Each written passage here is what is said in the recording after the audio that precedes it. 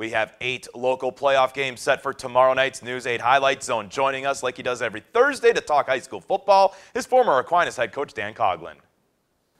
So level 2 of the WIAA playoffs are tomorrow night, but last week WIAA came out with a little bit of news regarding a concussion and some study that was being done, and you said you participated in it back when.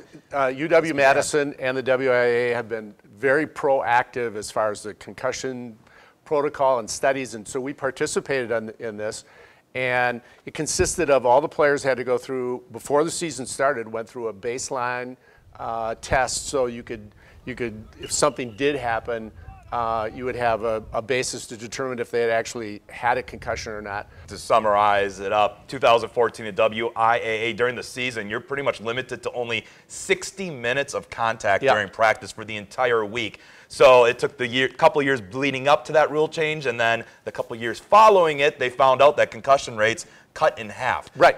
But with the good comes the bad. You know, can you manage to get by with only 60 minutes of practice for an entire week? Well, I think as far as contact part of it, for sure.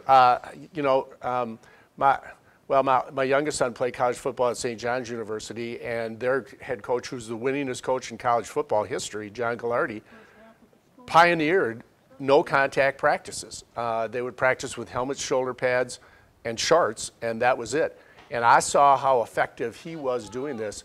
And so I started doing this about 8 or 9 or 10 years ago, and the kids loved it. And, you know, we would go a day or maybe 2 days with contact, but the rest of the time it was all timing and getting angles down and working on those parts of the game.